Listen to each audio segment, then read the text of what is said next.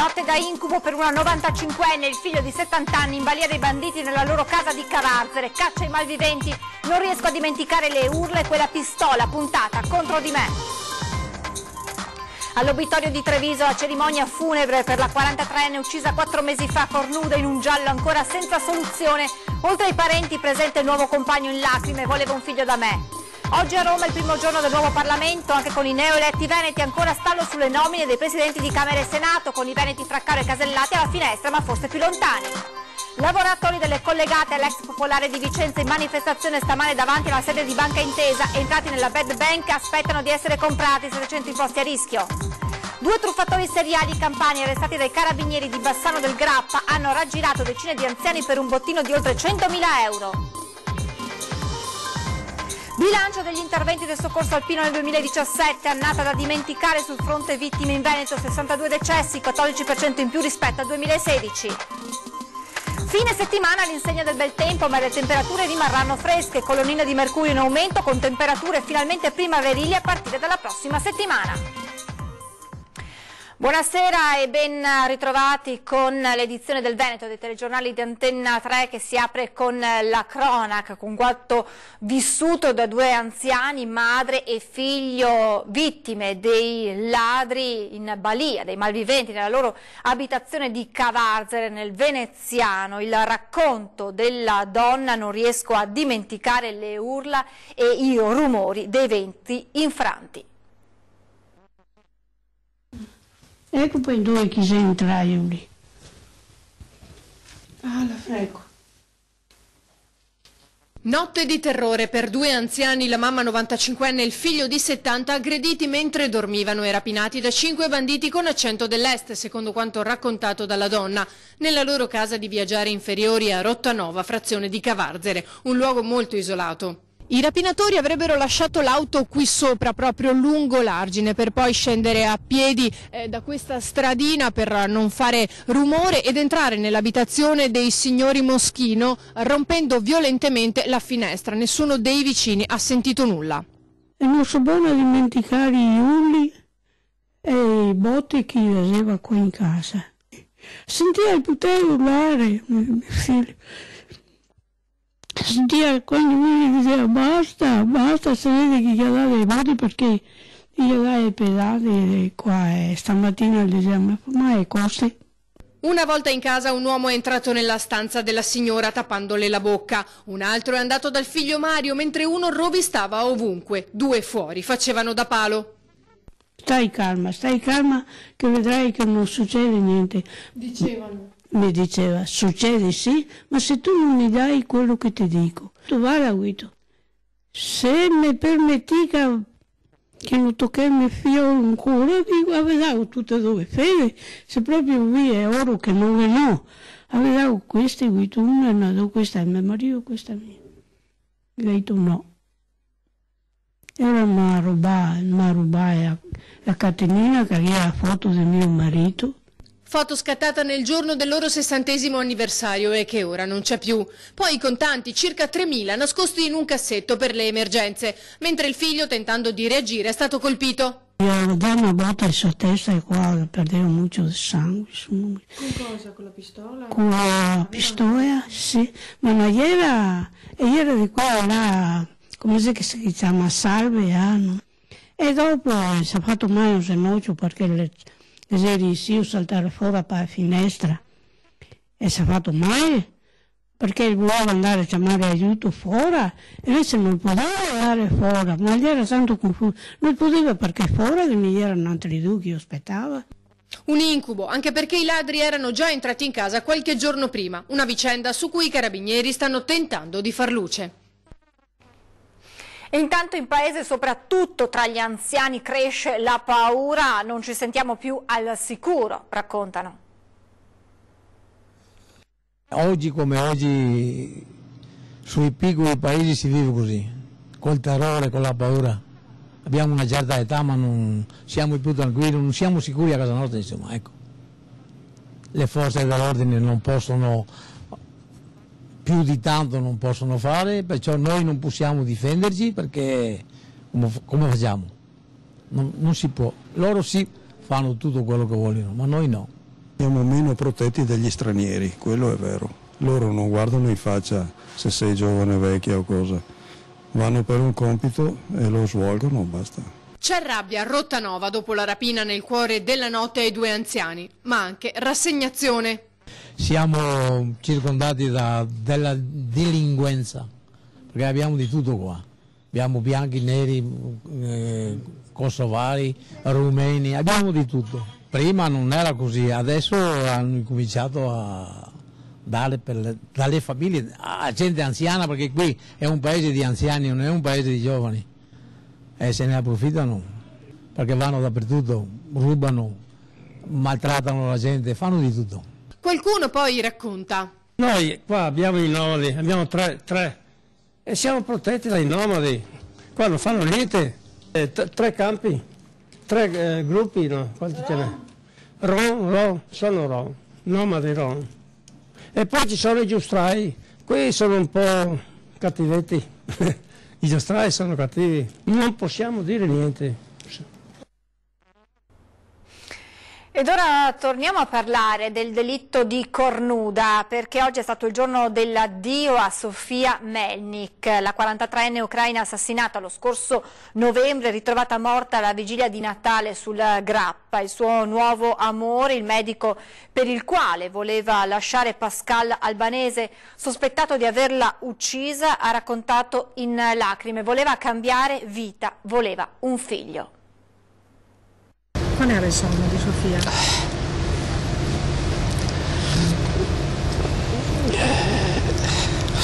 Quello che hanno tutti. Voleva Lorenzo. Aveva già dato un nome, Sofia Melnik, a quel figlio che non avrebbe avuto il tempo di avere, quel figlio che voleva con l'uomo di cui si era innamorata, il medico radiologo Placido Maugeri, inconsolabile alla cerimonia per l'addio, a 4 mesi dalla sua scomparsa, della 43enne ucraina assassinata, il cui corpo è stato ritrovato senza vita sul Grappa la vigilia di Natale. Bella, solare Sofia, con una vita che voleva lasciarsi alle spalle, quella con Pascal Albanese, e un futuro da costruire con il nuovo amore. È arrivato un momento in cui forse nella sua vita, chi lo sa, arrivava un momento di quiete, voleva realizzare quello che voleva. Era una donna che le mancava, credo, questo passo di mamma, e quindi credeva che era il momento giusto. E io l'ho amata anche per quella, perché ho visto che c'era una svolta nella sua vita, e quella svolta è capitata a me.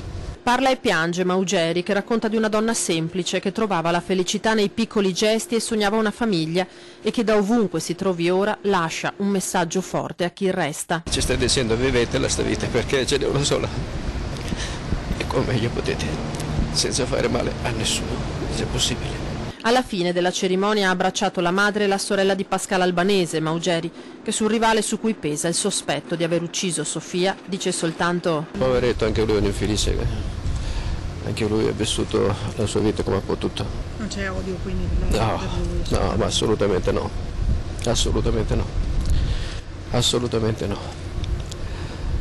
Ha vissuto con lei, quello mi fa piacere, e a lungo. E deve essere stata anche una bella storia la loro, finché è durata. Come avete sentito, presenti alla cerimonia funebre anche la madre e la sorella dell'unico indiziato dell'omicidio della 43enne, il suo convivente Pascal Albanese, morto suicida. Adesso entrambe le famiglie chiedono di sapere cos'è davvero successo e perché. Sulla bara le rose bianche portate da Placido Maugeri, intorno la commozione palpabile per una giovane vita spezzata brutalmente, il saluto intenso della mamma Valentina che ancora non sa con certezza chi e soprattutto perché Sofia le è stata strappata. La cerimonia con rito ortodosso nella piccola saletta dell'obitorio che accoglie il feretro. Familiari e amici arrivano alla spicciolata. Ci sono anche Eliane e Carol, madre e sorella dell'unico indiziato per l'omicidio dell'interprete di Cornuda, Pascal Albanese, morto suicida 10 giorni dopo la sparizione della donna. Preferiscono non parlare, si limitano a dire: vogliamo solo sapere cosa è successo e perché. Lo stesso vale per la famiglia di Sofia. Si spera in una quadratura del cerchio che si chiuda quanto prima e che venga fatta giustizia. È questo che vuole la mamma di Sofia, la signora Valentina. Il nulla osta ai funerali è stato concesso solo quando il DNA ha confermato che quel corpo era della 43enne e quando è stato certo che non sarebbero serviti ulteriori esami. Abbia pietà della sua anima, lui che è Dio pietoso, buono e amico degli uomini. Amen. Eterno riposo la tua serva, Signore. Amen. Il feretro sarà cremato, l'urna con le ceneri riportata a casa a Kiev. Il marito della madre, Antonio Zamattia, ha letto una breve poesia che cominciava così: che il tuo sorriso possa sempre meravigliare chi ti è stato accanto, come quando si assiste all'arrivo di un'aurora. Aveva un cuore super straordinario, forse per questo che non è stata compresa. E mi dispiace, e ripeto, questo posso ripetere, che c'è gente che ne ha approfittato, che si nasconde e si nasconde perché si sente colpevole. Cambiamo argomento, passiamo alla politica, perché oggi a Roma, primo giorno del nuovo Parlamento, anche con i neoeletti veneti. Ancora stallo sulle nomine dei presidenti di Camera e Senato, con i veneti Fraccaro e Casellati alla finestra, ma forse più lontani. Poiché nessun deputato ha ottenuto la maggioranza dei 2/3 dei componenti, la Camera, prescritta dall'articolo 4, comma 2 del regolamento, sarà necessario procedere ad una nuova votazione. Il giorno delle schede bianche, il giorno dello stallo e delle strategie, ma anche il giorno in cui la nuova legislatura prende vita. Roma, Palazzo Madama e Montecitorio. Il Parlamento nato dal voto del 4 marzo si insedia e la truppa dei veneti si fa spazio, tra esordienti e veterani, in un emiciclo con diverse istantanee. La più importante è il blocco sui nomi dei presidenti di Camera e Senato, perché Forza Italia non vuole rinunciare a Paolo Romani, ma il Movimento 5 Stelle ha posto il veto e tutto riparte da zero. In mezzo i veneti Riccardo Fraccaro, grillino dato in polvere Montecitorio, ed Elisabetta Casellati, forzista che sembrava vicina alla guida del Senato. E invece, con il passare delle ore si fa avanti anche l'ipotesi che se Forza Italia insisterà con il nome di Paolo Romani e il PD invece indicherà il nome di Luigi Zanda, i 5 Stelle potrebbero votare per l'esponente Dem nella quarta votazione a Palazzo Madama, dove è previsto il ballottaggio tra i due esponenti che hanno ottenuto il maggior numero di voti. Riunioni e vertici a sprombattuto, il duello a distanza è tutto tra Pentastellati e Forza Italia. C'è una certa resistenza, non voglio lanciare accuse, però vedo che c'è una certa resistenza a considerarci l'ago della bilancia. Come dire, chi mette i veti preventivi ne paga anche le conseguenze. E poi altre istantanee, la prima volta dei due Matteo, Salvini e Renzi al Senato, è una situazione speculare e paradossale. Umberto Bossi che stringe la mano a Renzi e Matteo Salvini che ignora Umberto Bossi a 2 passi da lui. Su tutto, e in attesa di colpi di scena e risoluzioni, una certezza la dà l'ex capo dello Stato Napolitano dando il via alla legislatura. Uno schiaffo al PD sul senso del voto. E queste reazioni hanno mostrato quanto poco avesse convinto l'autoesaltazione dei risultati ottenuti negli ultimi anni da governi e da partiti di maggioranza. Lavoratori delle collegate all'ex Popolare di Vicenza in manifestazione stamane davanti alla sede di Banca Intesa in via Battaglione Framarin. Siamo a Vicenza, entrati nella Bad Bank, aspettano di essere comprati, sono 700 i posti a rischio. Eravamo tutti ex colleghi dei dipendenti popolari di Vicenza, anche noi eravamo dipendenti popolari di Vicenza e con questa operazione siamo stati praticamente estromessi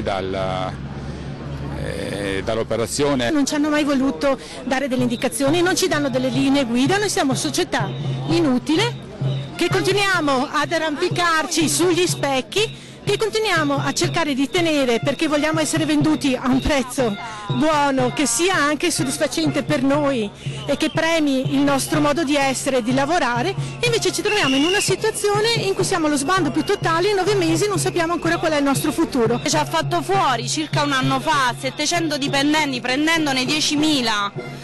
Non è una cosa corretta, per noi è altamente discriminatorio. È la rabbia dei lavoratori delle 10 società collegate all'ex Popolare di Vicenza in manifestazione davanti alla sede di Banca Intesa, ex BPV, in via Battaglione Framarin. 700 lavoratori che dopo aver visto Banca Intesa collarsi 10.000 dipendenti delle ex Popolari si sono visti finire nel calderone della Bad Bank ed ora si trovano a non avere più certezze del loro futuro lavorativo. Mandarci tutti a casa significa mandare sul lastrico 37 famiglie, perché siamo tutti sposati, figli, dal giorno al domani, cioè all'improvviso. Con soldi pubblici sono state salvate solo determinate persone, determinate aziende, come la chiamano loro, la good bank secondo loro, e noi considerate bad. I commissari liquidatori delle due banche hanno delle date di scadenza e se entro quelle date non riusciranno a vendere, le società andranno in liquidazione, quindi i lavoratori rimarranno a casa. I tempi sono stretti e le elezioni politiche hanno lasciato la situazione in sospeso, mentre i termini di legge corrono. L'economia non ha il tempo della politica, ci sono scadenze e termini, soprattutto quando è giuridica, quando si parla di fallimenti. Quindi noi come sindacato a tutela di questi lavoratori vogliamo tenere alta l'attenzione e richiediamo l'impegno di tutte le parti. Torniamo alla cronaca. Truffatori seriali di anziani in manette. Arrestati dai carabinieri 2 napoletani, 11 colpi messi a segno tra Bassano e Vicenza per un bottino di circa 100.000 euro. Pronto? Pronto? Sì, chi parla? I carabinieri, signora, buongiorno. Buongiorno, mi dica. Signora, vostro figlio ha fatto un incidente. Cosa? Vostro figlio ha fatto un incidente? Iniziava così, come nella simulazione dei carabinieri, la truffa ai danni di anziani ultra settantenni da parte di 2 individui di origini napoletane che hanno imperversato nel Bassanese e nel Vicentino tra novembre e dicembre dell'anno scorso. 11 colpi che i carabinieri del nucleo operativo di Bassano hanno addebitato ai 2 consumati e tentati tra il 5 e il 13 dicembre del 2017 sul nostro territorio. Abbiamo dato fondo a qualunque tipo di possibile tecnica di indagine proprio per fermare questo esecrabile fenomeno che è colpire persone anziane e approfittare della loro fiducia. Accusati di truffa ed estorsione aggravata Pasquale Anicella, 29 anni, e Giovanni D'Angelo, 45. La loro era una tecnica ben consolidata. Anicella era il telefonista dal napoletano, fingendosi carabiniere, batteva a tappeto telefonicamente le province nell'orario di lavoro, quando l'anziano è più facilmente da solo. Annunciava l'incidente di un congiunto di un figlio, mandando in panico l'anziano che si sbilanciava e fornendo lui per primo il nome dei figli, e a quel punto l'anziano stesso era agganciato. Onde evitare il carcere, il telefonista chiedeva soldi, oggetti in oro, ed ecco che poi entrava in azione il complice, D'Angelo, nelle vesti del sedicente avvocato, che a stretto giro suonava il campanello per recuperare il denaro. Complessivamente la coppia di truffatori ha raccimolato un bottino che si aggira sui 100.000 euro tra denaro e gioielli, e c'è chi ha dato anche le proprie fede nuziali. Coppia che hanno appurato i militari era molto attiva in tutto il paese, una trentina i colpi che avrebbero compiuto dall'Emilia Romagna alla Puglia, dove peraltro il sedicente avvocato è stato arrestato. Dai carabinieri ancora una volta, a fugare ogni dubbio, arriva una specificazione. Nessun carabiniere, nessun appartenente alle forze dell'ordine chiamerà mai in casa per dire che c'è stato un incidente stradale che ha coinvolto un figlio, e non chiederà assolutamente mai soldi o altra utilità, altra utilità come monili. Lungo interrogatorio in procura a Padova per l'assessore di Cittadella Filippo De Rossi. L'amministratore pubblico doveva difendersi dalle accuse di 2 imprenditrici della città murata di avance sessuali per favorire loro pratiche amministrative. L'avvocato di De Rossi chiederà l'archiviazione del caso. 2 ore e mezzo di interrogatorio in procura per Filippo De Rossi. L'assessore al commercio di Cittadella è accusato dal pubblico ministero Sergio Dini di concussione per avere agevolato le pratiche a una ambulante e a una proprietaria di bed and breakfast. Alle 2 donne avrebbe chiesto in cambio favori sessuali. De Rossi in tribunale era accompagnato dalla moglie Diletta e dagli avvocati Bertollo e Costa. Abbiamo spiegato sicuramente cos'è avvenuto e quindi però insomma, il punto focale è che il signor De Rossi non ha chiesto nessun un favore sessuale in cambio di alcunché, quindi questo è il punto fondamentale, questo è il punto di indagine, questo sarebbe il reato non c'è, perché non ha chiesto nessun favore in cambio di alcunché. Faremo una memoria spiegando quanto dobbiamo dire, e siamo fiduciosi di poter spiegare le nostre ragioni, e quindi speriamo che crediamo in un'archiviazione. Quindi l'impianto accusatorio basato su una pratica di una bancarella da risolvere in cambio di favori sessuali e su delle avance rivolte alla proprietaria di un B&B durante una visita in piena notte pare non reggere più? C'è stato nessun controllo notturno, quindi anche l'assessore De Rossi va a fare un'ispezione alle 2 di notte in un bed and breakfast. Come se l'ha spiegato? Qualche mossa politica, qualche dispetto? Ma non facciamo queste lucubrazioni mentali, vedremo. Sto per parlarne o state valutando anche queste eventualità? Valuteremo alla fine, poi su questo punto insomma non vogliamo dire nulla. L'attività operativa svolta nel corso del 2017 dal Corpo Nazionale Soccorso Alpino e Speleologico Veneto in stretta sinergia con le centrali operative del SOE 118 della Regione Veneto si è attestata a 846 interventi, in diminuzione di circa l'8,5% rispetto al 2016. Sono state 62 le persone decedute, dato in forte aumento rispetto all'anno precedente, con un più 14,8% a livello veneto. Gli interventi a carattere sanitario sono stati 821, con una diminuzione di circa l'8,8%. Tra le variabili che hanno inciso sulla contrazione anche le condizioni meteo registrate nel 2017, non sempre idonee alla frequentazione delle montagne venete. E adesso ci fermiamo per qualche minuto di pubblicità, tra poco.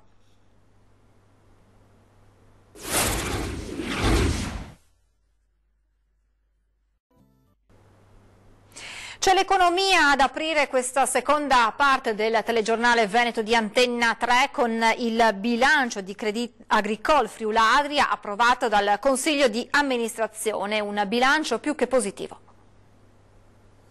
Una banca in salute che vive e si confronta con il territorio, pronta a guardare al futuro con importanti progetti. Crédit Agricole Friuli Adria approva il bilancio 2017 che presenta un istituto di credito con performance commerciali rilevanti. 50 milioni, un aumento del 35% rispetto al 2016, indicano una banca che gira a pieno ritmo e che soprattutto produce ricchezza per il territorio. Mi piace sottolineare la crescita dei clienti, ci sono 26.000 clienti in più, e la crescita delle masse, 1 miliardo in più quasi di raccolta e anche una crescita importante degli impieghi. Quindi abbiamo preso quote di mercato e dai nostri sondaggi sul territorio abbiamo dei clienti che sono soddisfatti. 50 milioni di utile, che significa attività, crediti erogati, progetti di famiglie ed imprese realizzati. La banca, con il suo impegno quotidiano sul territorio, ha il polso della situazione economica che vede un PIL veneto e friulano in crescita, una disoccupazione in calo, una crisi che ancora si fa sentire, ma che ormai ci si sta lasciando alle spalle. I segnali dell'economia reale sono molto buoni e noi possiamo testimoniarlo perché abbiamo tantissime richieste di credito sia dalle imprese che dalle famiglie. Crédit Agricole Friuli Adria è una banca che guarda ai privati, alle famiglie e alle imprese a 360 gradi. È a loro che si rivolgono i tanti progetti in piedi. Espandersi nelle province ad alta crescita, quindi a Verona dove abbiamo investito, a Trieste, avere un'offerta dedicata per le classi dei giovani che andiamo a cercare nelle università con cui stiamo convenzionando. Una dimensione internazionale che si sposa con quella territoriale. Il modello federale, insomma, è il punto di forza di questa banca. Apparteniamo a un grande gruppo, quindi siamo molto solidi, mettiamo sempre una potenza di fuoco notevole, però parliamo i dialetti e viviamo nella quotidianità immersi nel territoriale. Fine settimana all'insegna del bel tempo, ma le temperature rimarranno fresche. Colonnina di mercurio che ricomincerà a salire con temperature finalmente primaverili a partire dalla prossima settimana. Il weekend è atteso un ulteriore miglioramento del tempo poiché sulla nostra regione c'è una pressione moderata. Finalmente un fine settimana all'insegna del bel tempo dopo gli ultimi weekend caratterizzati da pioggia e freddo. E a proposito di temperature, rimarranno fresche anche nei prossimi giorni, vicine allo 0 di notte. Sia sabato che domenica il sole sarà prevalente, salvo temporanee coperture mattutine. Le temperature rimarranno ancora stabili in questo weekend, quindi con valori massimi che non supereranno gli 11-12 gradi. Ma dalla prossima settimana la primavera dovrebbe farsi sentire anche meteorologicamente parlando, con il cielo poco nuvoloso e il sole protagonista. Le temperature andranno ad aumentare con valori nella media del periodo, quindi tipicamente primaverili. Di giorno toccheremo anche i 15-16 gradi, mentre di notte saliranno fino a 5, 6, 7 gradi. E per Pasqua e Pasquetta attese alcune piogge temporali, ma saranno fenomeni di breve durata che non dovrebbero rovinare le prossime festività. È tutto per questa edizione del Veneto, vi lascio alle previsioni del tempo per le prossime ore, grazie per l'attenzione, buona serata.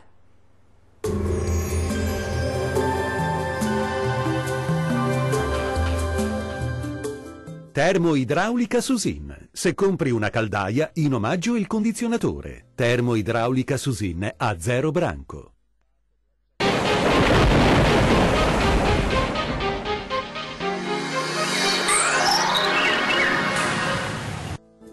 Sarà un sabato caratterizzato dal bel tempo prevalente su tutte le nostre regioni. Vediamo insieme il dettaglio del 24 marzo. Sul Veneto sarà asciutto e stabile su tutti i settori, non sono previste piogge, ampio soleggiamento ovunque, tuttavia con qualche addensamento, ma del tutto innocuo. Diamo ora uno sguardo all'andamento delle temperature, le minime saranno comprese tra lo 0 e i 5 gradi, valori massimi in aumento oscillanti tra i 7 e i 12 gradi circa. Situazione del tutto simile sul Friuli Venezia Giulia, anche sulla nostra regione sarà bel tempo, prevalenza di sole ovunque con cielo al massimo poco nuvoloso.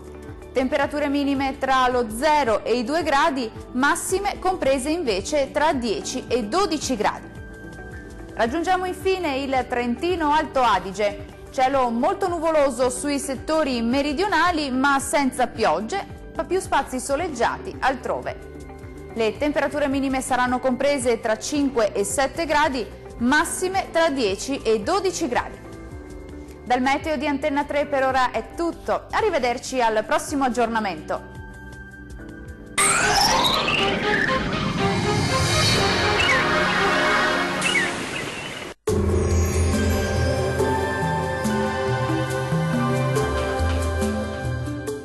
Termoidraulica Susin. Se compri una caldaia, in omaggio il condizionatore. Termoidraulica Susin a 0 branco.